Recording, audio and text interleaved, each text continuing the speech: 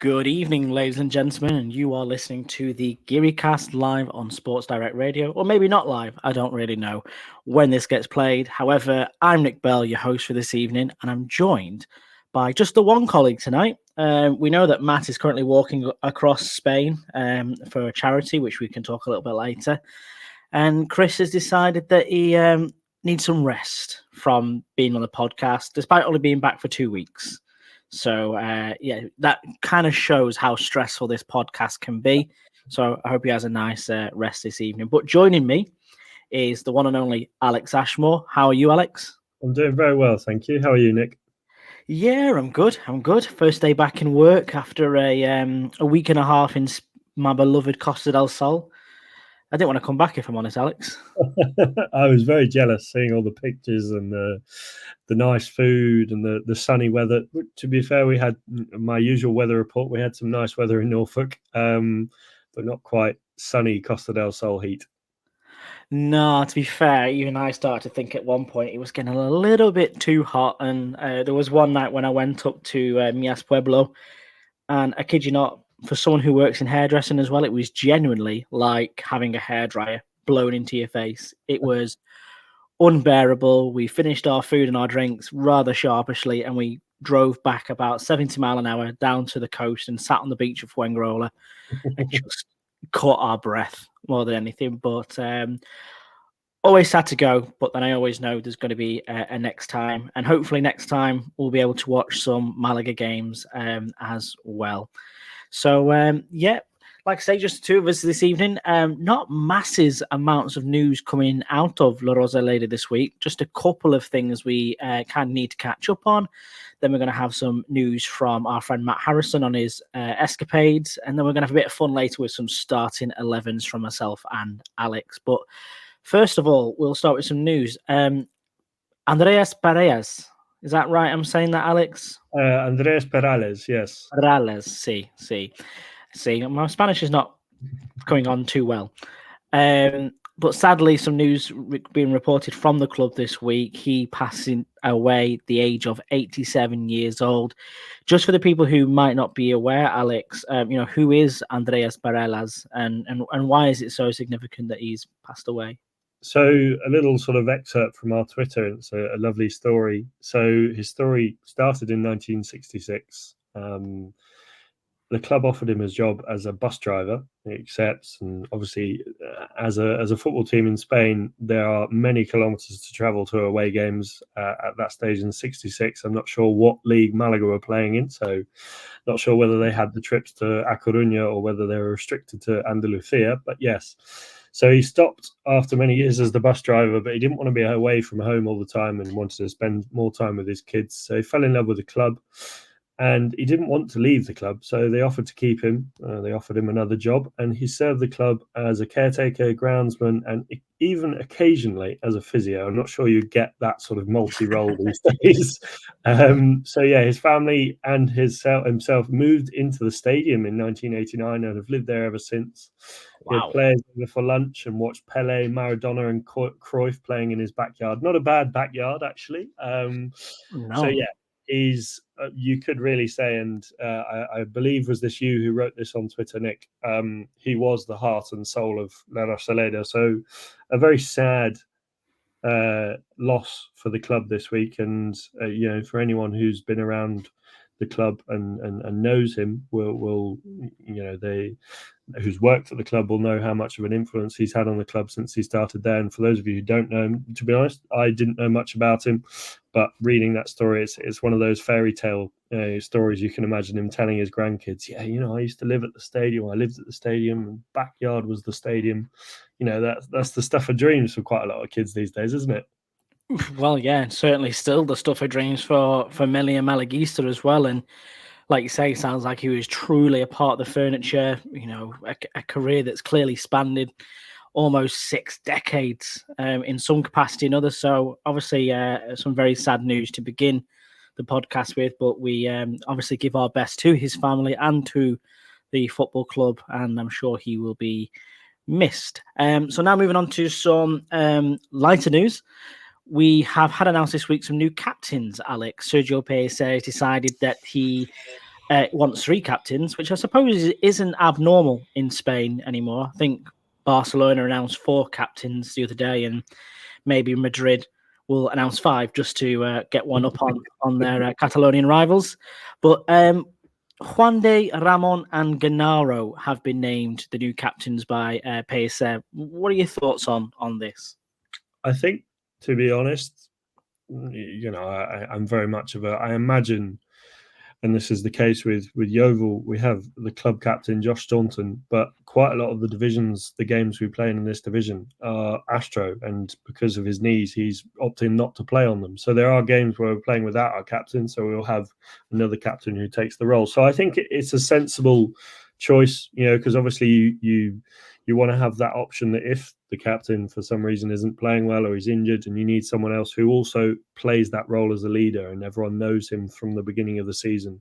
Maybe if it's someone in the middle of the season who gets picked, some players might feel a bit hard done by. So I think it's a good choice to have more than one. And, I assume Juan de will take the armband for when he's playing, touching any wood I can around here that he doesn't get injured or, have any bad form. So I imagine he'll be the first choice. But I think good to have Ramon and Genaro as backups. And also I imagine they will be playing a senior leadership role in the club because they are one of the few players that have been there for this last season and beyond before that. So, no, I think a good decision, and one I think we'll see a lot more, and it's something we've probably taken from the likes of NFL to have more than one captain, because to have that one burden on one person is quite a lot of work sometimes. Yeah, being a captain is very much more focus off the field than it is necessarily on it. I think gone are the days are where it's just literally a job of shouting for 90 minutes. It's more about, like you say, building a culture and making sure that people are aware of they can come and talk to you if they need to. So I think certainly with those 3 gentlemen, definitely 2 of them I understand. Juan de has already shown fantastic leadership qualities. Ramon as well, being one of the star players in the squad. It's good to have him. Pellicer kind of did this last year as well, rotating between Juan de, Luis Munoz Escassi, and Largo Jr. So we know he's got form for it. Gennaro seems to be having a bit of a redemption story, though, Alex. This was a bloke who, not even 5 months ago, people were trying to stomp out the door. Many wanted Escassi to stay in his place and, sort something out with Gennaro, but clearly Pellicer sees something in Gennaro worthwhile not only keeping him in the squad, but to also make him captain. Is that kind of like the ultimate seal of approval for him? And do you reckon Gennaro will take a lot of confidence from the manager giving him this responsibility? Definitely. I think, football is a big, in any sport really, is a confidence thing. It's understandable that after this season, Genaro, anyone who's played sport will know that when they're not playing so well, they maybe receive a few criticisms. If you're young and you're playing and you get your dad or your mum giving you a little bit of lip in the back of the car when you're there trying to, I just want to enjoy my football, Dad. Come on. It puts the pressure on you, and when you've got 20,000 odd people doing it on a Saturday afternoon, it makes it even worse. So I can imagine he's probably gone into the summer break thinking, been relegated, probably not had my best season in professional football. I want to really go at this again and be motivated for next season. So I think this will give him all the confidence. And I think also when someone is given a job and a role that requires a lot of responsibility, it pushes them to hold themselves higher, to higher standards. So, I think hopefully it'll be a positive thing for Genaro, and he'll be a positive influence in the dressing room and, on the pitch. No, I agree with you because we've only got to look back a couple of seasons ago with Gennaro and the way he played under Jose Alberto Lopez. I know we've had maybe 20 managers between then, speaking maybe a bit tongue in cheek, but at a time there was a role for Gennaro in the squad where he was unplayable. And they gave him a 3-year contract on the back of his performances. And again, maybe that is why he is still here rather than Escassi. But again, there is a player in there, and it's kind of like the old anecdote, form is temporary, class is permanent. So hopefully Pellicer can get the best out of him. Just moving on to the next piece of news. Dani Sanchez back at La Rosaleda. The left back assigned from Numancia, kind of as a replacement for the chap who was supposed to arrive from Lugo, but then decided that he wanted to go and play in the Portuguese top flight instead, which who blames him? But Dani Sanchez, someone the club knows, someone who I believe Pellicer knows as well. A second left back in the building in the space of 2 weeks. Is that basically business done for us, do you reckon? Or is it a pretty good signing? I think probably I'd like to see if there is more business to be done. I'd like to see maybe one more striker through the door. Just to give a bit of help to the younger lads, and Dione, who I'm hoping and believing will play an important role in this squad and this side this year.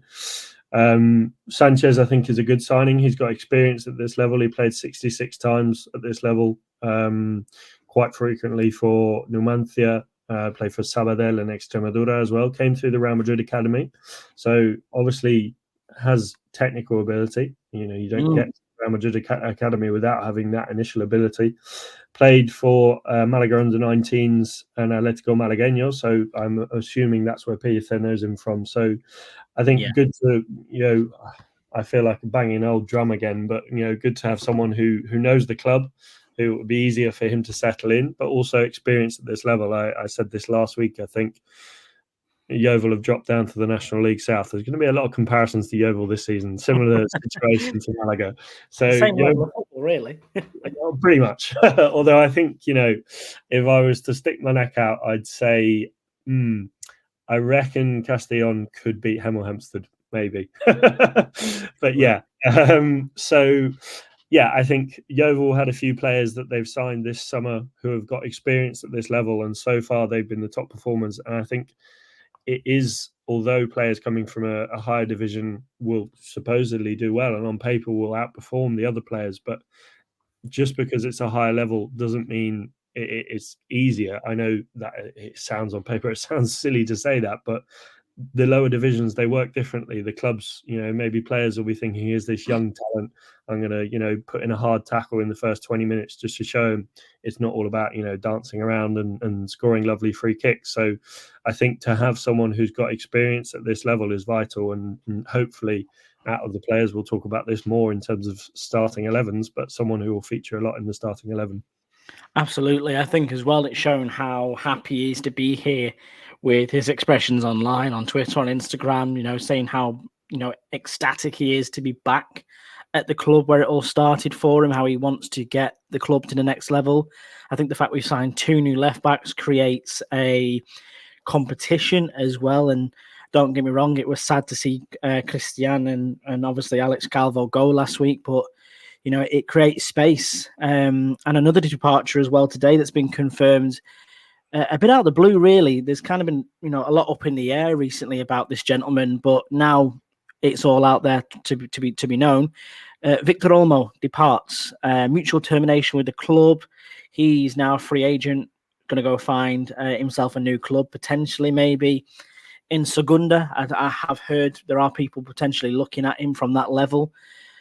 A great player to me, though. I don't really get this. I get it in the view that they've signed 2 new left backs, and now a third one maybe seems a bit excessive, especially if Olmo doesn't want to flip between Malagueño and the first team. So I understand it from that perspective. But did Malaga really need to go and get a second left back, knowing that they had Victor Olmo in the ranks?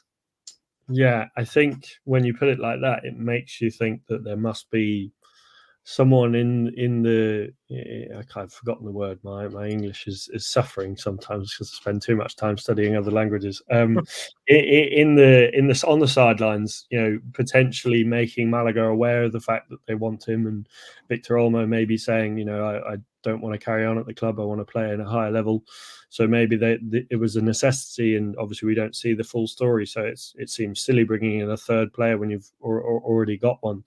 But we obviously don't know the whole picture, so it could be a case of, he already expressed his desire to the club of wanting to leave, and he's set that in stone today, and they've agreed a mutual contract termination. I think a top talent, as you rightly reminded me, made his debut and his first 11 appearances with Guede as the manager, and then obviously had that horrible injury, so hasn't been able to prove himself, but believes he can play at a high level. So, and to be honest, as much as I would love to have kept him, I think whenever a player wants to leave, I'd rather they go. When the player's not 100% set on being at the club, no matter how good they are, it can only be a negative thing on the dressing room when they stay.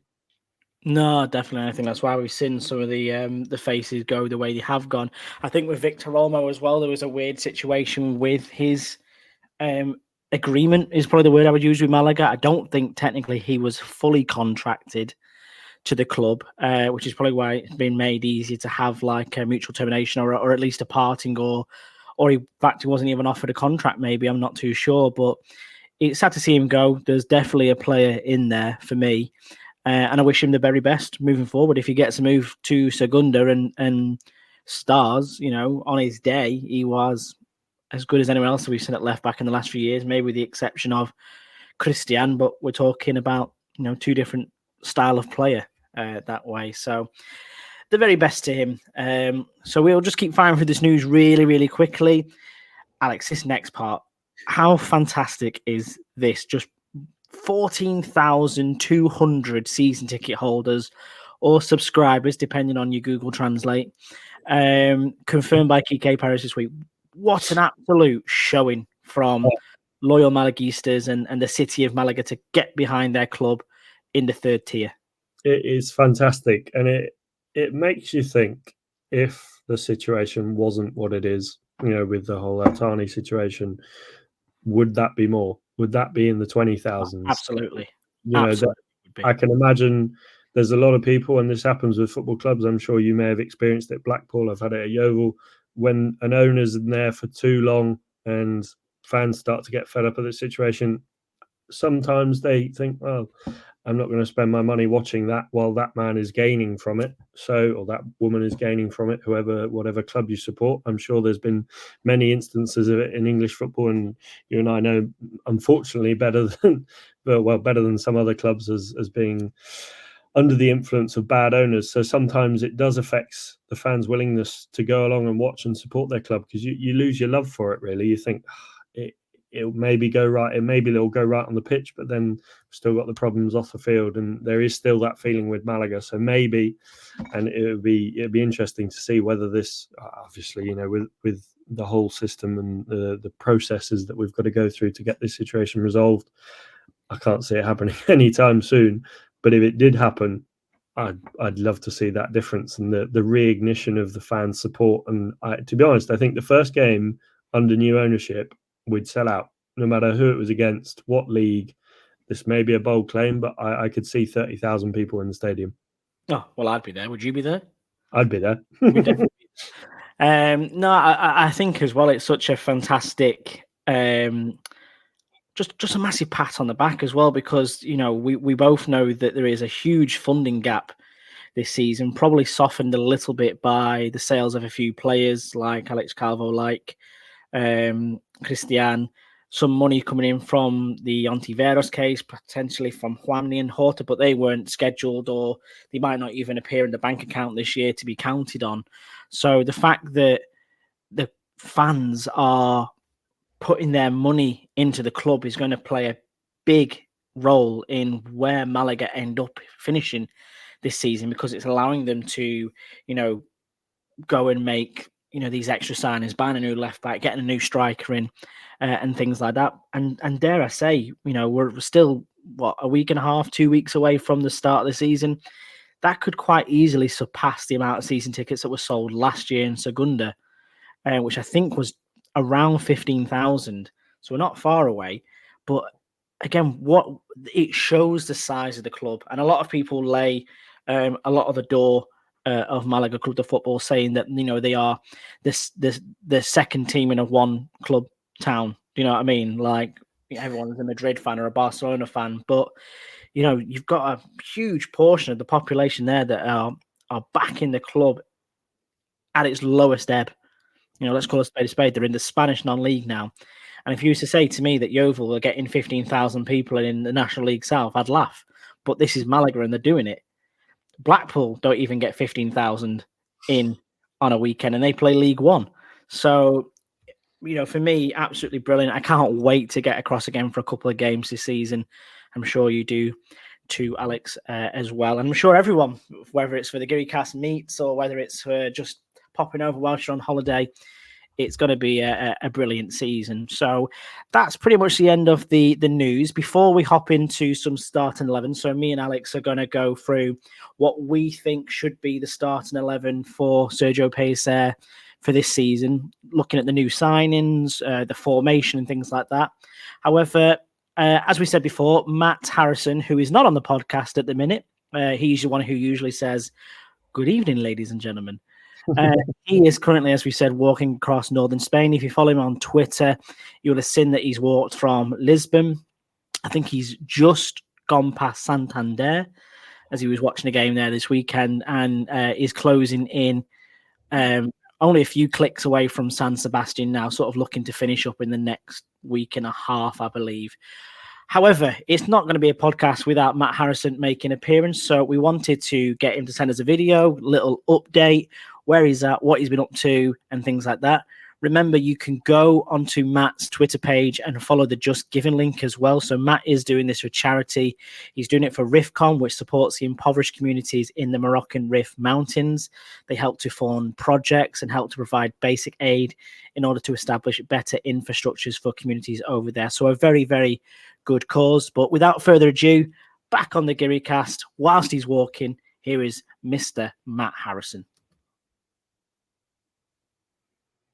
I'm not hosting the GearyCast today because I'm walking through Spain. I'm in some part of Cantabria. There's a cow there. Moo. Yeah, I said to the guys I would record something. I don't know what exactly it is. I guess it's just thoughts on Malaga's pre-season and signings, etc., and maybe a game I've been to already. Yeah, well done to the guys who are actually doing the podcast now for keeping up to date with everything, and it's been quite helpful for me because I'm in this sort of walking bubble going across Spain. I think I'm going to be in Bilbao in 2 days, just to give you an idea. I won't name the random village and town I'm staying in a bit. I stayed with my Swansea friend in a place called Laredo last night. That was cool. Anyway, yeah, to be honest with you, mirroring and echoing some of the things the guy said on the podcast. I don't really know anything about these signings, really. I'm quite excited, and again, I've forgotten loads of their names. They all sort of, Hernandez's and Garcia's, they all blend into one. I'll get to know them across the season, won't I? By the way, if I'm panting, I'm recording now because I thought I'm going up a bit of a hill. This would be a good distraction. And it's not windy. Good time to record and it's not windy. Anyway, I'm excited about the guys from Poland and Croatia, the Spanish guys that played there, just because, especially the guy who played in Poland. Again, like I'm saying, the guy that played in Poland, because I went to watch quite a lot of Polish football, and it was always all right actually. So I think, yeah, I don't know. I just like football in that part of the world, having lived in Central Europe. So that's probably just my tedious link there. Dione is the one I think we were all expecting to do the business a bit more than others, but again, I can't really comment on the new signings because I've never seen them play and know very little about them.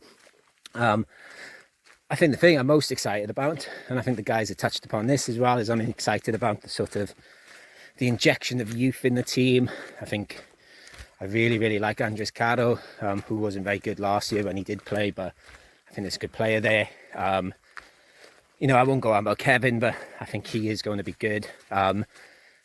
He scored the goal pre-season, but I think Chris said I think he seems more motivated and stuff. And to be honest with you, the guys didn't talk about it on the podcast. The thing I was most impressed about with Kevin, from what I saw of that pre-season game, was the leap he did in his celebration. What, quite a leap. So it's definitely improved his athleticism. I was like, whoa, he can jump high. So, more jumping high, please, Kevin. But I'd say the player I'm most excited about is David Larrubia. I have a feeling he might be our star this year, our number 10.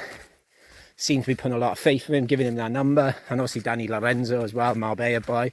Shout out to my boys in Marbella. Yeah, looking forward. I will be in Castellon. I'll do a Vamos episode there. Yeah, looking forward to that. Anything else? Oh yeah, I went to watch Racing Santander win 4-0 at Eibar the other day. I saw another Marbella boy, Christian, make his debut for Eibar off the bench. He was very good actually. Played left wing back, but seemed to be playing centre back at times as well. He just looked really mature. I was quite proud of him.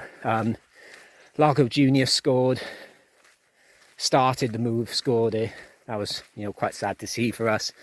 And yeah, to be honest with you, Jose Alberto Lopez's Racing looked very, very good. And I had a feeling they would be good this year. They seem to have a feel-good buzz about them at the end of last year. That's a nice view, isn't it? Yeah, there's my not very insightful pre-season thoughts. So don't know much about signings. Looking forward to the Malaga youngsters. Racing Santander are good. That doesn't matter anymore because we're in the third league. Spain's nice. North Spain's nice. Look, there you go. Nice valley. So yeah, I'm going to keep on walking towards some village on the coast today. Oh, well done to Spain women yesterday. Watched that. Vamos, World Cup final.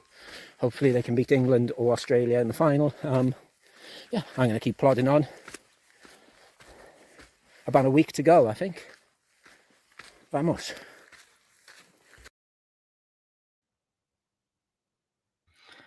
Vamos indeed. Thank you, Mr.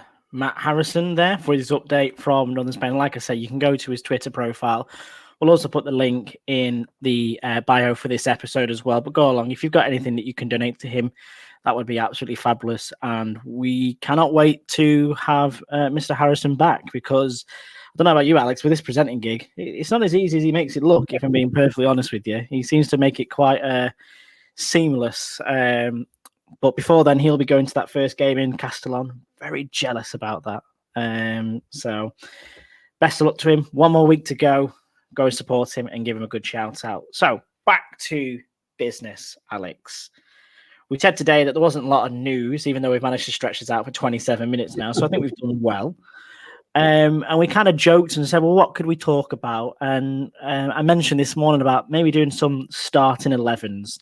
Let's see if we can't mix things up a little bit, maybe cause some controversy, get some opinions flying in the Telegram and on Twitter. So we're going to go through what we think our starting 11 should be for Pellicer this season, sort of what's the best 11 that we've got to work with. So Alex, do you want to go first or do you want me to go first? What are we thinking? Should we sort of do maybe goalkeepers and then each do our own and then go through at the same time? So you say your defence, I'll say my defence, like that? Yeah, go on then. Let's do it that way. Because I think as well, we are going to have some agreements in this. No two doubts about it. But there's also maybe going to be some subtle nuances and maybe some ones that you're going to have to defend your opinion here, Alex. So let's just keep an eye out for that one. So let's start with the goalkeeper. I'm assuming we've both got the same goalkeeper because as far as I'm aware, there's only one goalkeeper. Yes. So I'm sure you are as well, going for Alfonso Herrero. So he's signed for Malaga this season, previously at Mirandes, Burgos, Marbella, Real Oviedo, and came to the Real Madrid Academy. So I think, the other goalkeeper supposedly available is a young lad, Carlos Lopez, who's 18 years old. I feel like a goalkeeper that inexperienced at this level wouldn't be the right decision. Happy for him to play in cups or whatever, if we get any Copa del Rey draws. To be honest, this season I'm not too worried about the Copa del Rey. I think, that's a second priority, a far second. But yeah, Alfonso Herrero, 29 years old. He's my starting goalkeeper. Yeah, well, we can't look past that. Like I say, I think Carlos Lopez has got good pedigree, and he's obviously well respected in the setup, so much so that they were happy to let Danny Stridholm go back to Sweden. So I'm 100% agree with you. Herrero is starting goal for me. No two ways about it. He's actually looked quite good in pre-season as well. Like I say, I won't pretend to have watched every minute of pre-season, including this weird three-way that they're having tonight, but we'll come on to that shortly. So yeah, Herrero for me. Starting with the defence, you want to do the whole defence in one go, or do you want to take it player by player? Should we do the whole defence and then maybe do a little bit of an explanation on each one? Go on then. So I've gone for a back four, and I'll reveal the rest of the formation as we go. But I've gone for Joaquin, the new summer signing at right back, and centre backs I've gone for Juan de. I feel like that's an obvious choice. Einar Galilea and Dani Sanchez at left back. I feel like the main prerogative and my main priority when selecting this team was experience at this level, and obviously ability comes into it, but I think experience at this level, where I could, I selected players that had more experience at this level, hence one of my selections that we'll come on to later. So yeah, I think that back four of Joaquin, Juan de, Einar Galilea and Dani Sanchez for me should be, and I hope will be, a solid back four to keep us many clean sheets this season. Aye, definitely. So I think we've kind of gone for the same back four with just one subtle change. So we're both in agreement a back four is the way it's going to sit. I've gone for Joaquin Gabilondo at right back. He, again, has proven himself to be very good so far in pre-season. Juan de, the captain. Einar Galilea alongside him. He's looked flawless so far, and he looked absolutely brilliant in the game against Antequera in the Costa del Trophy. But then this is the change. I've gone for Victor Garcia at left back. And I'm kind of in agreement with Matt, what he said in the video. I'm excited about these players that have been operating outside of Spain recently. Obviously, I know it's a homecoming for most in terms of coming back to Spain, but you get a lot more experience and you try different things, especially as a defender in those kind of territories, in Poland, in Croatia, and playing at a high level in those leagues as well. I think they're quite good coups for the club. So I think that Victor Garcia will be the starting left back in terms of the profile. But I could easily see Dani Sanchez being there as well. So I do agree with you on that front. But a strong back four. Do you not think Musa or Andres Garro or anyone like that has done enough to displace Juan de or Galilea or Einar? I think at this stage, I'm going, and obviously Matt and I had the fortune of seeing Andres Caro play against Fuenlabrada not last season, but the season before, away in our first GearyCast away day, and he put in a hell of a performance. We've seen fantastic performances from him since, but haven't seen a lot. Obviously, last season he didn't get quite the games that he wanted, and I think he's a young player. I think probably best at this level to break him in gently. If there's an injury or a rotation and he plays well and he picks up form, by all means keep him in the side. But I think to start off with, Juan de and Einar, I think, are a good solid back two, and we know how Juan de can do, and I think Einar Galileo, just with that added experience, he's 29 years old. And I think as a centre-back partnership along with Juan de, I think that will go well. No, so do you think Malaga need to sign another centre-back? I know, like we said, we've got Musa, who has had an interesting pre-season, is the way we'll describe it. And Andres Caro has shown his class, but he's still obviously very, very young. Do you think Lauren maybe needs to drop into the market? I know there were some rumours today flying around the Telegram about another centre-back. In your opinion, do you think we need it? I think we do personally, for me, because I look at that back two as being our central one, and hopefully, knock on wood, Juan de has a flawless season without injury, but we know he can end up on the treatment table quite easily. And I think at this level, we need to have a third choice centre-back who is pretty solid. Yeah, I think, and especially, experience for me is a really vital thing. So having two backup substitution or backup centre-backs in the wings at 19 and 21, I think is obviously youth is wonderful, and when they play well and when they go on those purple patches of form, it's fantastic for the fans love to see it, and the club are obviously benefiting because it's a free player. They've come through the academy, but I just think centre back is one of those positions where you can't. I feel like you need a lot more experience at those level at that level, and I think just to give us a little bit more assurance if Einar or Juande. Einar's obviously the most experienced in terms of age and professional football in the centre-back position, but just someone else to add experience to that back four, back five, whatever we end up playing, I think will just make me feel a bit more secure about our chances of keeping clean sheets this season. No, absolutely. I agree with you there. And we shall keep an eye on that to see whether anyone does come through the door. Not forgetting as well, there's also Bilal as an option too for back there. But again, not someone who's got a lot of football under his belt at the first team level. But you never know. These players can come through for us. So moving on to midfield, Alex. I suppose, first of all, tell me how many midfielders you're going for, because this will help determine what formation you're playing in.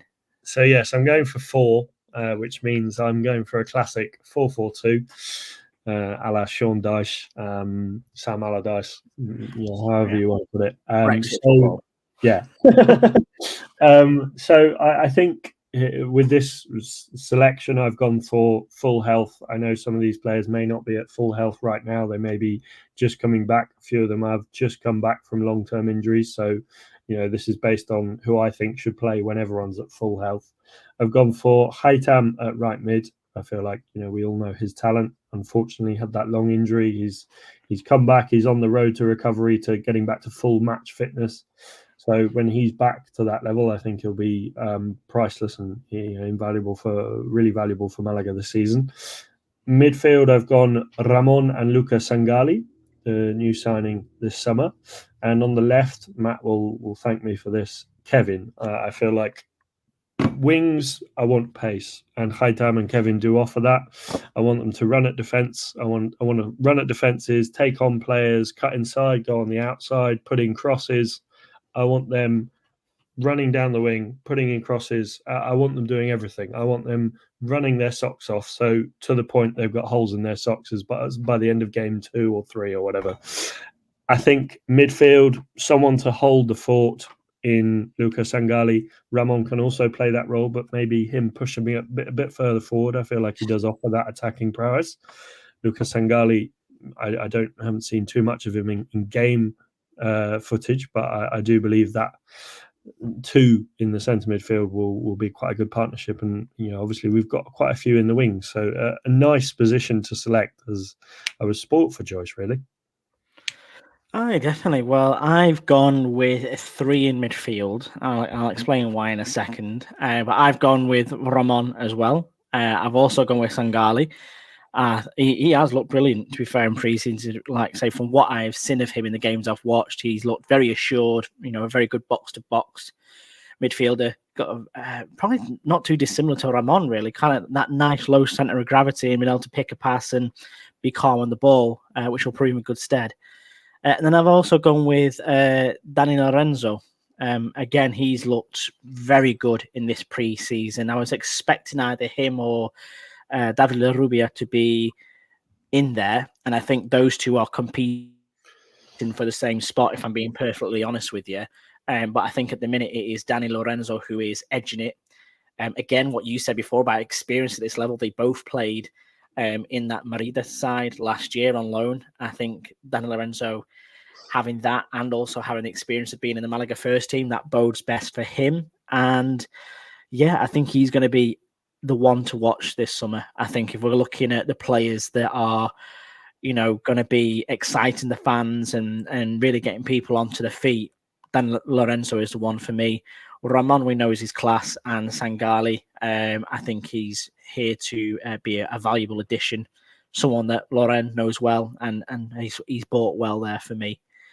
So yeah, that's my 3, and as well, I've picked a 3 because I've seen the Ramon in a 2, and I agree with what you say there. Alongside a 2 is nice and balanced, but for me, Ramon seemed to excel in a Pellicer system with two other people around him, whether it was Febas or Villalba or Luis Munoz or whoever it might be, Escassi. He seemed to do a lot better with that. I'm just not too sure who would sit in that my midfield. That's the only thing that worries me, is that defensive element of it. But that's where I'm hoping Sangali can be your box to box, if I'm being perfectly honest with you. So that is my 3. I feel like it's a very solid and it provides a lot of attacking hope, that midfield 3. I like it. Yeah, exactly. So 4-3-3 for me, 4-4-2 for you. This is the part where I expect Chris Marquez is going to crash this stream with rage in his eyes, Alex Ashmore, because you are going against the GiriCast grain here.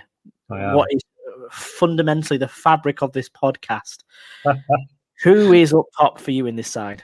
So obviously with the 4-4-2, I have to have 2 up front. I can't. Obviously, I could have a number 10, but I am a fan of 2 strikers up top. I feel like both in partnership work really well. I feel like the one man up top does sometimes, and especially having seen Malaga play a lot of football in the last couple of years, they often feel a lot quite isolated up top. So I've gone for an obvious selection. I think I've gone for Dione up top alongside Roberto. So I feel like Dione, I don't need to explain my decision for Dione. I feel like he's a seasoned veteran of this level. He scored over 150 goals at this level. Fantastic player. Someone that I'm hoping will be our 20 goals for this season. I'm hoping. Rewind back 12 months. And remember when we signed a 42-year-old striker who used to score for fun? Luckily, this guy's 30. He's got 9 years on Ruben Castro. I think a wealth of experience at this level, which is vital.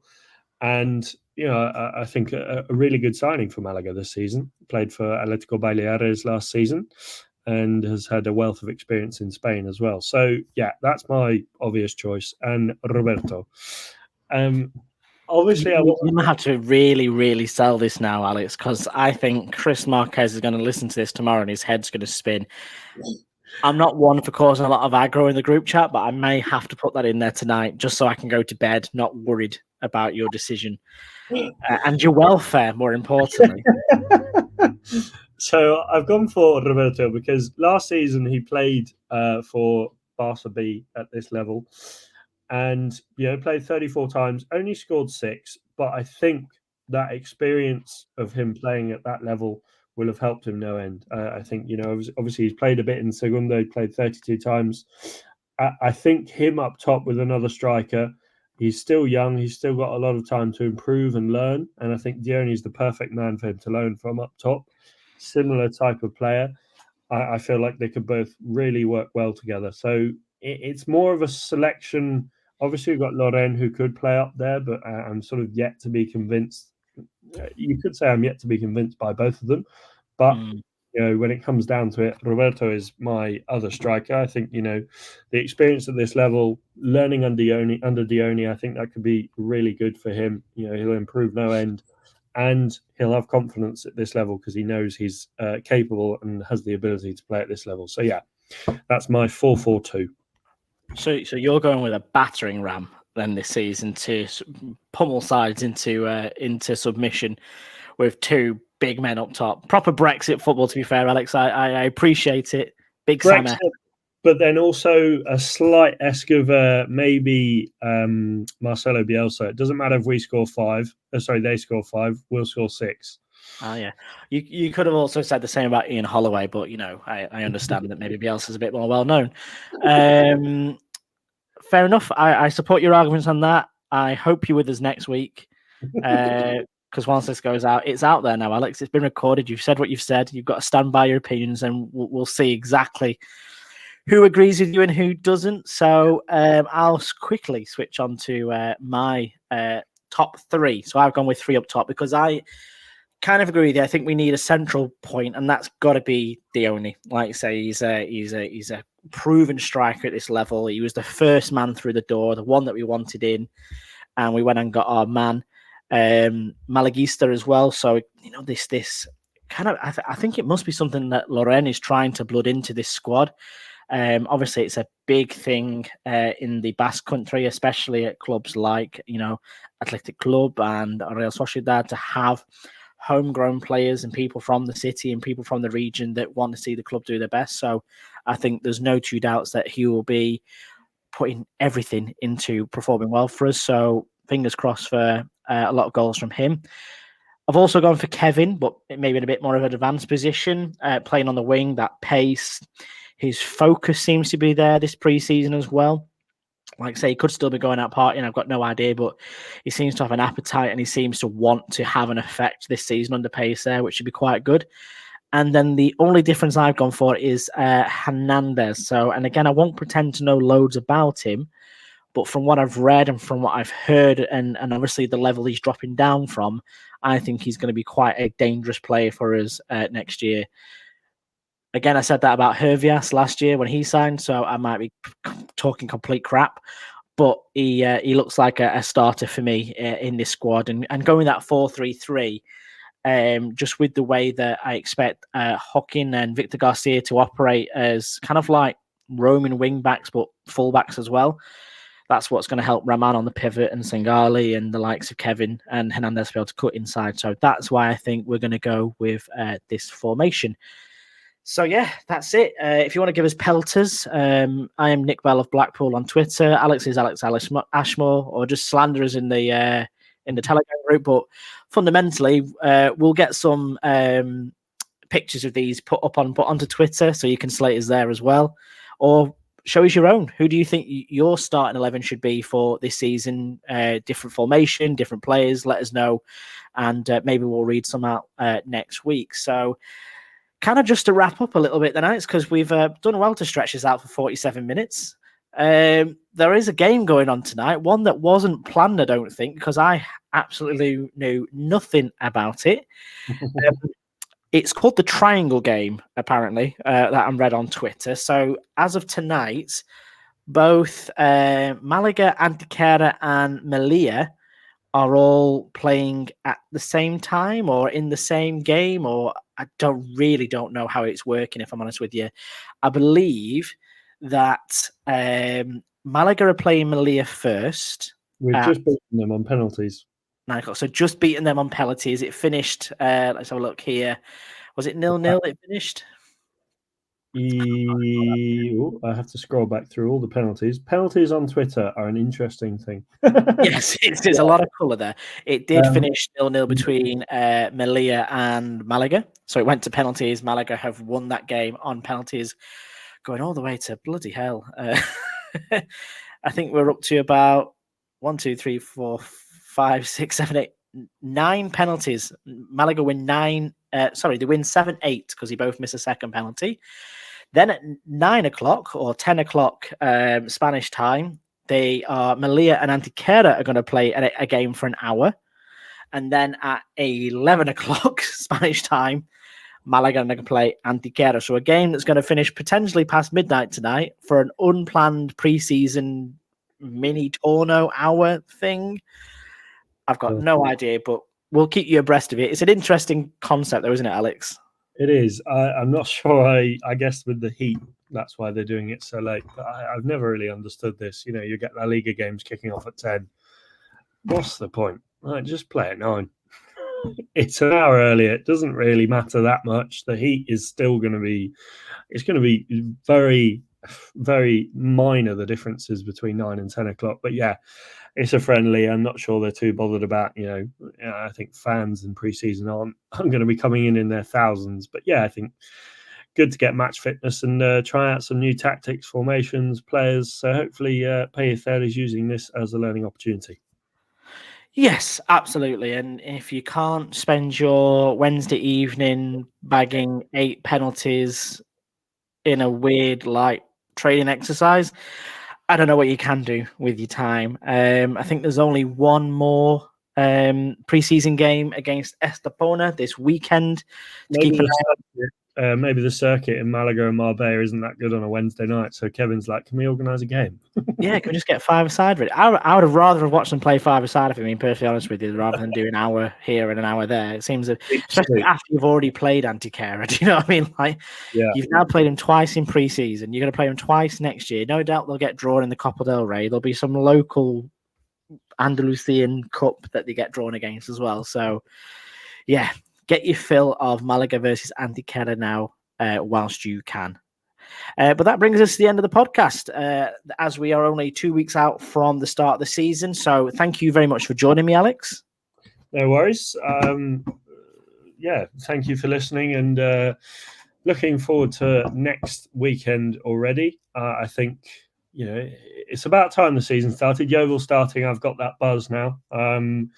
But I think more importantly, just for this next couple of weeks before the Malaga season starts, we've got a massive game on Sunday, and this will cause some contention between the Guiris and the non-Guiris Malaga fans. England versus Spain in the World Cup final. England obviously beating Australia this morning, 3-1. So, yeah, come on, England. I'm sorry to everyone at Sport Direct Radio who will be backing Spain, but we're going to win. It's coming home. Yeah. Well, I managed to catch the Spain game yesterday. It was very good, and I'm going to sit on the fence for this one. I think my feelings are known, but I'm going to sit on the fence for it. So, best of luck to both sides, and I hope both of you bring the World Cup home, even though I know it's not physically possible. You like David Moyes? Did you see David Moyes the other day get asked about women's football, like the English team? And he was there like, oh, so what do you think about the success the England women's team has had? And he's like, if I say I'm happy with the success the England team has had, I'm not going to go back north of the border. No, exactly. And as a in technically half Australian Scotland fan, it's a bittersweet day for Nicholas Bell. But on that note, we'll leave it. Best of luck to everybody on Sunday. One final preseason game before football is back. I'm very jealous of La Liga and watching the Spanish Segunda teams all back in action and just get us back there as quick as we can. Get this blip out of the way and get it all sorted. But thank you very much for listening to the Geary Cast. You can catch us on Facebook, Twitter, Instagram, you name it. We've got a Telegram group as well, so go to our Twitter profile to find us there. I've been Nick Bell. Thank you for listening. Siempre vamos, Malaga. Goodbye.